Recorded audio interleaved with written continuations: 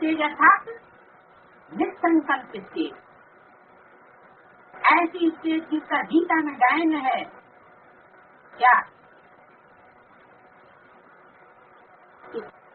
योग युक्त अवस्था में एकनिष्ठ होने वाला सारे संसार की भी हत्या कर दे तो भी उसके ऊपर कोई पाप नहीं लगता।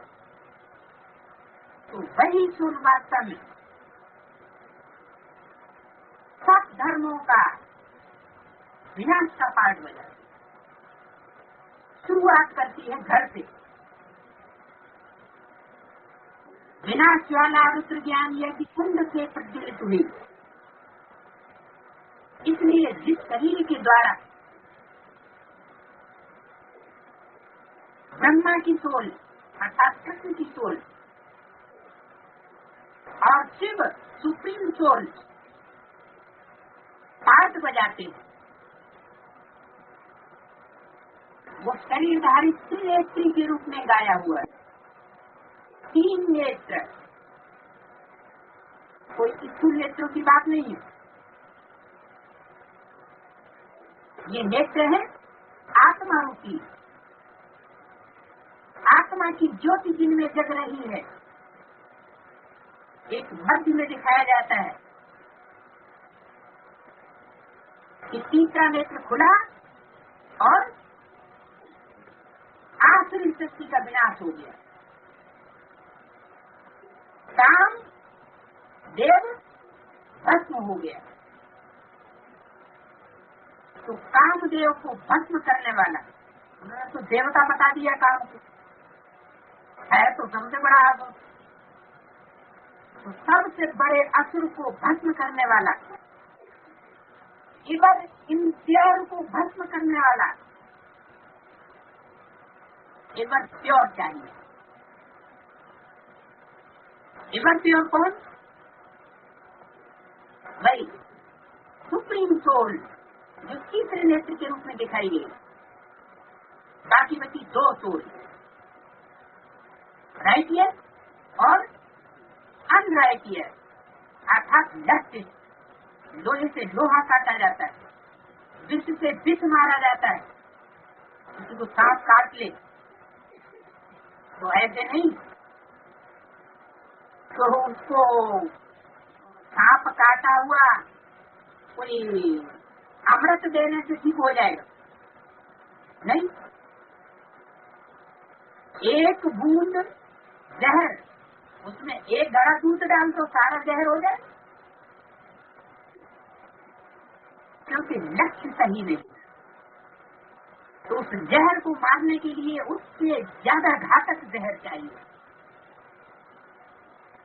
इसलिए वाणी में बाबा बोलते हैं, बच्चे तुम्हारा बाप आया। मतलब बच्चे तो समझ नहीं पाते, जहर देने उसका अर्थ ले लेते हैं, हाँ हमारा बाप आया हुआ है। लेकिन बाप आया हुआ है का मतलब तुम तो शेर भर विकारी हो, और बाप तुम्हारा तुमसे ज्यादा विकारी बनकर के तुम्हारे सामने प्रत्यक्ष हो जाएगा। इसलिए बोला है कि दुनिया का वातावरण जो है वो दिन प्रतिदिन क्या होता जाएगा, विकारी गंध वाला बनता जाएगा। क्यों? बीज को सुधरना चाहिए या बीज को बिगड़ना चाहिए? सुधरना चाहिए, परमात्मा आ चुका है। लेकिन ये गायन है कि बीज अगर स्वच्छ है तो वृक्ष भी पौधा भी स्वच्छ होगा, और बीज में अगर कोई नुक्स है तो पौधा भी नुक्स वाला। लेकिन साथ साथ ये भी गायन है 1 सेकंड में जीवन मुक्ति। 1 सेकंड में ब्रह्मा पतित तो पावन विष्णु बनता है। वो 1 सेकंड रुधा हुआ है कोई विशेष राज कारण, वो राज समझ में आना चाहिए क्या कि आसुरी सृष्टि का विनाश तब होगा जब उन असुरों का भी बाप महाकाल के रूप में प्रत्यक्ष होगा। बिनु भय होए न प्रीति गुसाई, वक्र चंद्रमा घसे न राहु। तेरे चंद्रमा को राहु भी कवर नहीं करता, अधिकार नहीं जमाता उसके ऊपर। मतलब कि ब्रह्मा की सोल जो अभी तक लफुल पार्ट बजाती रही, वही जब प्रजापिता का आधार ले लेती, राम वाली आत्मा सशक्त आत्मा का आधार ले लेती, तो वो सोल वो पार्ट बजाती है महाशक्ति का, जिसको जगदम्बा कहा जाता है। जगदम्बा अर्थात असुर संहारिणी। ये मुरली में बोला है कि त्रिमूर्ति के चित्र में शंकर की जगह मम्मा को बैठाना चाहिए।